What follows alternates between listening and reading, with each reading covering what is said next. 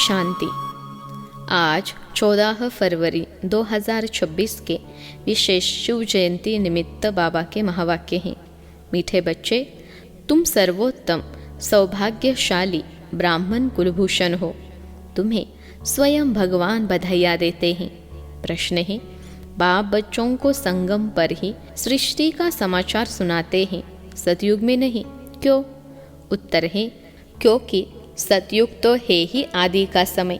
उस समय सारी सृष्टि का समाचार अर्थात सृष्टि के आदि मध्य अंत का ज्ञान कैसे सुनाए? जब तक सर्किट रिपीट ही नहीं हुआ है तब तक समाचार सुना ही कैसे सकते? संगम पर ही तुम बच्चे बाप द्वारा पूरा समाचार सुनते हो। तुम्हें ही ज्ञान का तीसरा नेत्र मिलता है। ओम शांति। आज है त्रिमूर्ति शिव जयंती, सो ब्राह्मण जयंती, सो संगम युग जयंती का शुभ दिवस। बहुत हैं जिनको बाबा ईश्वरीय जन्म सिद्ध अधिकार की ग्रीटिंग्स भी नहीं दे सकते। बहुत है जिनको पता नहीं है कि शिव बाबा कौन है, उससे क्या मिलना है, वह ग्रीटिंग्स क्या समझ सकते हैं। नए बच्चे बिल्कुल समझ न सके। यह है ज्ञान का डांस। कहते हैं ना, श्री कृष्ण डांस करता था। यहाँ बच्चियाँ राधे कृष्ण बन डांस करती है, परंतु डांस की तो बात ही नहीं। वह तो वहाँ सतयुग में बचपन में प्रिंस प्रिंसेस के साथ डांस करेंगे। बच्चे जानते हैं, यह बाप दादा है। दादा को ग्रैंडफादर कहा जाता है। यह दादा तो हुआ जिस्मानी फादर। यहाँ तो वंडरफुल बात है, वह दादा है रूहानी और यह है जिस्मानी। इनको कहते हैं बाप दादा। बाप से दादा द्वारा वर्षा मिलता है। वर्षा है डाडे का यानी ग्रैंडफादर का। सब आत्माएं ब्रदर्स हैं, तो वर्षा बाप से मिलता है। बाप कहते हैं, तुम आत्माओं को अपना शरीर अपनी कर्मेंद्रिया है। मुझे निराकार कहते हैं, जरूर मुझे शरीर चाहिए। तब तो बच्चों को राजयोग सिखाओ अथवा मनुष्य से देवता पति से पावन बनने का मार्ग बताओ, व मूत पलिती कपड़े धो। जरूर बड़ा धोबी होगा। सारे विश्व की आत्माएं और शरीर धोता है। ज्ञान और योग से तुम्हारी आत्माओं को धोया जाता है। आज तुम बच्चे आए हो, जानते हो हम शिव बाबा को बधाइयाँ देने आए हैं। बाप फिर से कहते हैं कि तुम जिसको ग्रीटिंग्स देते हो वह बाप भी तुम बच्चों को ग्रीटिंग्स देते हैं, क्योंकि तुम बहुत सर्वोत्तम सौभाग्यशाली ब्राह्मण कुलभूषण हो। देवताएं इतने उत्तम नहीं है जितने तुम हो। ब्राह्मण देवताओं से ऊंच है, ऊंचते ऊंच है बाप। फिर वह आते हैं ब्रह्मा तन में। उनके तुम बच्चे बहुत ऊंचते ऊंच ब्राह्मण बनते हो। ब्राह्मणों की है चोटी, उसके नीचे है देवताएं, सबसे ऊपर है बाबा। बाबा ने तुम बच्चों को ब्राह्मण ब्राह्मणियां बनाया है स्वर्ग का वर्षा देने। इन लक्ष्मी नारायण के देखो कितने मंदिर बनाए हैं, माथा टेकते हैं। भारतवासियों को यह तो मालूम होना चाहिए कि यह भी मनुष्य है। लक्ष्मी नारायण दोनों अलग अलग हैं। यहाँ तो एक मनुष्य के दोनों नाम रखे हैं। एक का नाम लक्ष्मी नारायण अर्थात अपने को विष्णु चतुर्भुज कहते हैं। लक्ष्मी नारायण अथवा राधे कृष्ण नाम रखाए हैं तो चतुर्भुज हो गए ना। वह विष्णु तो है सूक्ष्म वतन का एम ऑब्जेक्ट। तुम इस विष्णुपुरी के मालिक बनेंगे। यह लक्ष्मी नारायण विष्णुपुरी के मालिक हैं। विष्णु की है 4 भुजा, 2 लक्ष्मी की, 2 नारायण की। तुम कहेंगे हम विष्णुपुरी के मालिक बन रहे हैं। अच्छा, बाप की महिमा का गीत सुनो। कितना मीठा, कितना प्यारा शिव भोला भगवान। सारी दुनिया में शुरू से लेकर अब तक कोई की भी इतनी महिमा नहीं है सिवाय एक के। नंबरवार तो है ही है। सबसे ज़्यादा सर्वोत्तम महिमा है ऊंचते ऊंच परम पिता परमात्मा की, जिसके तुम सब बच्चे हो। कहते हो हम ईश्वरीय संतान हैं। ईश्वर तो स्वर्ग रचता है, फिर तुम नरक में क्यों पड़े हो? ईश्वर का यहाँ जन्म है। क्रिश्चियन कहेंगे हम क्राइस्ट के हैं। यही भारतवासियों को भूल गया है कि हम परमपिता परमात्मा शिव के डायरेक्ट बच्चे हैं। बाप यहाँ आते हैं बच्चों को अपना बनाए, फिर राज्य भाग्य देने। आज बाबा अच्छी रीति समझाते हैं, क्योंकि नए भी बहुत हैं। इन्हों के लिए समझना मुश्किल है। हाँ, फिर भी स्वर्गवासी बनते हैं। स्वर्ग में सूर्यवंशी राजा रानी भी हैं, दास दासियाँ भी हैं, प्रजा भी होती है। उनमें कोई गरीब कोई साहूकार होते हैं, उनकी भी दास दासियां होती हैं। सारी राजधानी यहाँ स्थापन हो रही है, यह तो और कोई को मालूम नहीं है। सबकी आत्मा तमो प्रधान है, ज्ञान का तीसरा नेत्र कोई को है नहीं। गीत अभी बाप की महिमा सुनी। वह है सबका बाप, भगवान को बाप कहते हैं, बेहद का सुख देने वाला पिता। यही भारत है जिसमें बहुत सुख था, लक्ष्मी नारायण का राज्य था। यह लक्ष्मी नारायण छोटेपन में राधे कृष्ण हैं, फिर स्वयं वर बाद लक्ष्मी नारायण नाम पड़ता है। इस भारत में 5000 वर्ष पहले देवताओं का राज्य था, सिवाय लक्ष्मी नारायण के कोई का राज्य नहीं था, कोई खंड नहीं। तो अब भारतवासियों को भी जरूर मालूम होना चाहिए कि लक्ष्मी नारायण ने आगे जन्म में कौन से कर्म किए। जैसे कहेंगे बिड़ला ने कौन से कर्म किए जो इतना धनवान बना, जरूर कहेंगे अगले जन्म में दान पुण्य किया होगा। कोई के पास बहुत धन है, कोई को खाने के लिए नहीं मिलता, क्योंकि कर्म ऐसे किए हैं। कर्मों को तो मानते हो, कर्म अकर्म विकर्म की गति गीता के भगवान ने सुनाई थी, जिसकी महिमा सुनी। शिव भगवान है एक, मनुष्य को भगवान नहीं कहा जाता है। अब बाप कहाँ आया है, समझाते हैं। सामने महाभारत लड़ाई खड़ी है, तो मीठे मीठे बाबा समझाते हैं।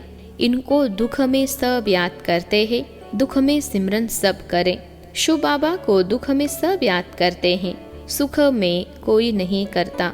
स्वर्ग में तो दुख नहीं था, वहाँ बाप का पाया हुआ वर्षा था। 5000 वर्ष पहले जब शिव बाबा आया तो भारत को स्वर्ग बनाया। अब नर कहें बाप आए हैं स्वर्ग बनाने, दुनिया को तो पता भी नहीं।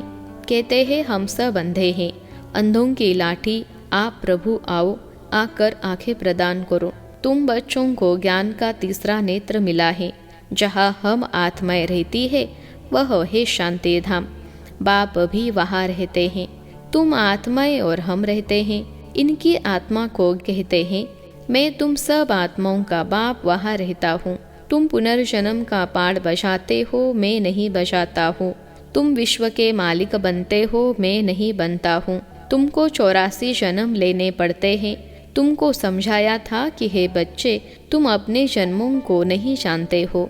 84 लाख जन्म कहते हैं, यह झूठी बातें हैं। मैं ज्ञान का सागर पतित पावन हूँ। मैं आता तब हूँ जब सब पतित है, तब ही आकर सृष्टि के आदि मध्य अंत का राज समझाए त्रिकालदर्शी बनाता हूँ।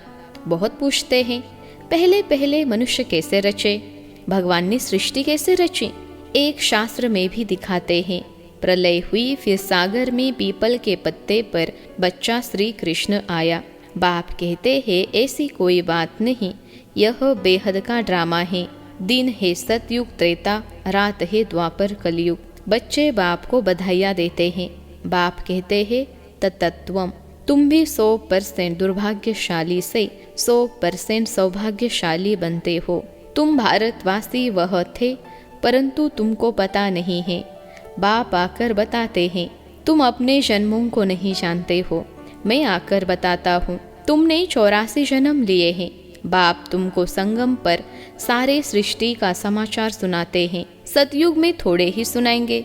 जिस समय सृष्टि की आदि मध्य अंत हुई नहीं, तो उसका समाचार कैसे समझाएं।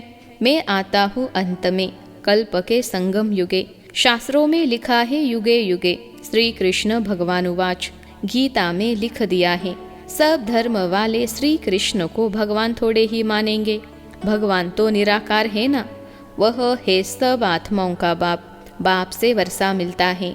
तुम सब आत्माएं भाई भाई हो। परमात्मा को सर्वव्यापी कहने से तो फादरहुड हो जाता है। फादर को कभी वर्षा मिलता है क्या? वर्षा बच्चों को मिलता है। तुम आत्माएं सब बच्चे हो, बाप का वर्षा जरूर चाहिए। हद के वर्षे से तुम राजी नहीं होते हो, इसलिए पुकारते हो। तुम्हारी कृपा से सुख घनेरे मिले थे, अब फिर रावण द्वारा दुख मिलने से पुकारने लगे हो। सबकी आत्माएं पुकारती है, क्योंकि इनको दुख है, इसलिए याद करती है बाबा आकर सुख दो। अभी इस ज्ञान से स्वर्ग के मालिक बनते हो। तुम्हारी सदगति होती है, इसलिए गाया जाता है सर्व का सद्गति दाता एक बाप। अभी सब दुर्गति में हैं, फिर सर्व की सद्गति होती है। जब लक्ष्मी नारायण का राज्य था तो तुम स्वर्ग में थे, बाकी सब मुक्ति धाम में थे। अब हम बाप द्वारा राजयोग सीखते हैं। बाप कहते हैं, कल्प के संगम पर मैं तुमको पढ़ाता हूँ, मनुष्य से देवता बनाता हूँ। अभी तुम बच्चों को सारा रात समझाता हूँ। शिवरात्रि कब हुई है यह तो मालूम होना चाहिए। क्या हुआ? शिव बाबा कब आया? कुछ नहीं जानते तो पत्थर बुद्धि ठहरे ना। अभी तुम पारस बुद्धि बनते हो। भारत पारसपुरी गोल्डन एज था। लक्ष्मी नारायण को भी भगवान भगवती कहते हैं। उन्होंने वर्षा भगवान ने दिया, फिर दे रहे हैं। तुमको फिर से भगवान भगवती बना रहे हैं। अभी यह तुम्हारा बहुत जन्मों के अंत का जन्म है। बाप कहते हैं, विनाश सामने खड़ा है। इनको कहा जाता है रुद्र ज्ञान यज्ञ। वह सब मटेरियल यज्ञ होते हैं। यह है ज्ञान की बात। इसमें बाप आकर मनुष्य को देवता बनाते हैं। तुम बधाइयाँ देते हो शिव बाबा के आने की।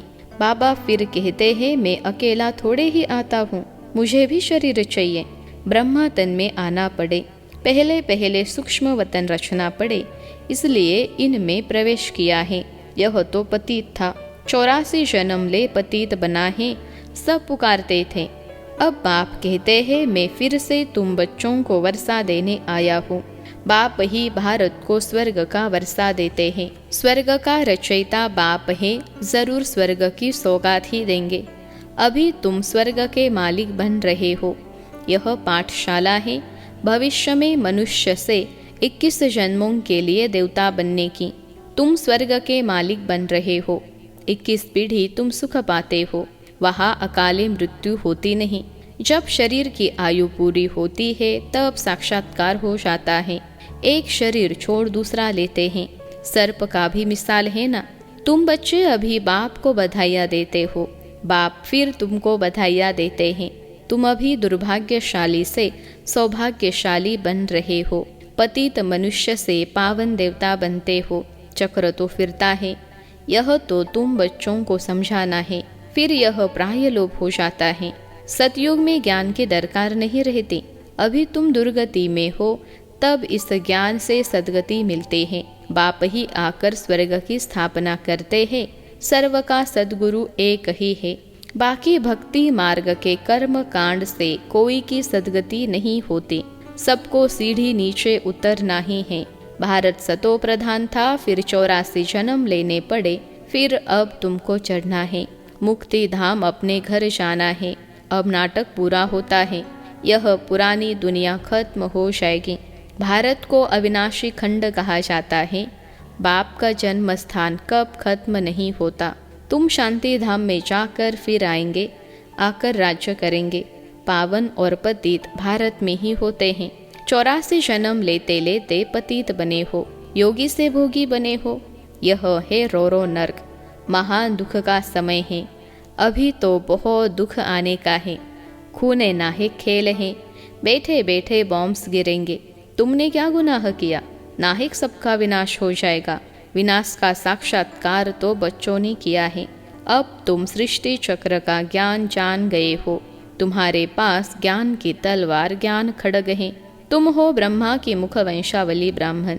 प्रजापिता भी बाबा है। कल्प पहले भी इसने मुख वंशावली पैदा की थी। बाप कहते हैं, मैं कल्प कल्प आता हूँ, इसमें प्रवेश कर तुमको मुख वंशावली बनाता हूँ।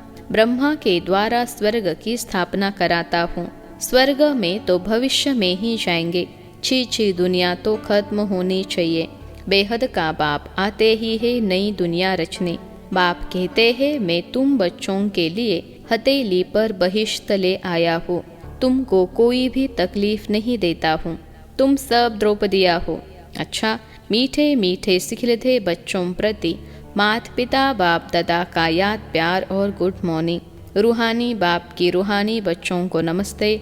हम रूहानी बच्चों की सिखलते रूहानी माता पिता बाप दादा को याद प्यार, गुड मॉर्निंग और नमस्ते बाबा नमस्ते। धारणा के लिए मुख्य सार। पहली पॉइंट है, देवताओं से भी ऊंच हम सर्वोत्तम ब्राह्मण हैं। इस रूहानी नशे में रहना है। ज्ञान और योग से आत्मा को स्वच्छ बनाना है। दूसरी पॉइंट है, सबको शिव बाबा के अवतरण की बधाइयाँ देनी है। बाप का परिचय देकर पतित से पावन बनाना है, रावण दुश्मन से मुक्त करना है। आज का वरदान है, विस्तार की रंग बिरंगी बातों से किनारा कर मुश्किल को सहज बनाने वाले सहज योगी भव। विस्तार की रंग बिरंगी बातों से किनारा कर मुश्किल को सहज बनाने वाले सहज योगी भव। विश्लेषण है, जब बाप को देखने के बजाय बातों को देखने लग जाते हो तो कई क्वेश्चन उत्पन्न होते हैं और सहज बात भी मुश्किल अनुभव होने लगती है, क्योंकि बातें है वृक्ष और बाप है बीज। जो विस्तार वाले वृक्ष को हाथ में उठाते हैं वह बाप को किनारे कर देते हैं। फिर विस्तार एक जाल बन जाता है जिसमें फंसते जाते हैं। बातों के विस्तार में रंग बिरंगे बातें होती हैं जो अपनी ओर आकर्षित कर लेती हैं। इसलिए बीजरूप बाप की याद से बिंदी लगाकर उससे किनारा कर लो तो सहज योगी बन जाएंगे। आज का स्लोगन है, मैं और मेरे की अलाई को समाप्त करना ही रियल गोल्ड बनना है। मैं और मेरे की अलाई को समाप्त करना ही रियल गोल्ड बनना है। अव्यक्त इशारे, एकता और विश्वास की विशेषता द्वारा सफलता संपन्न बनो।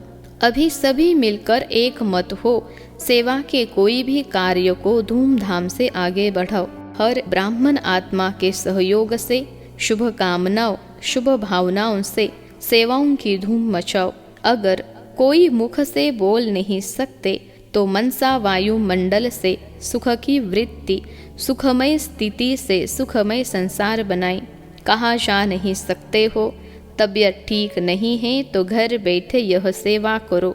सेवा में सहयोगी जरूर बनो, तब सर्व के सहयोग से सुखमय संसार बनेगा। अच्छा, ओम शांति।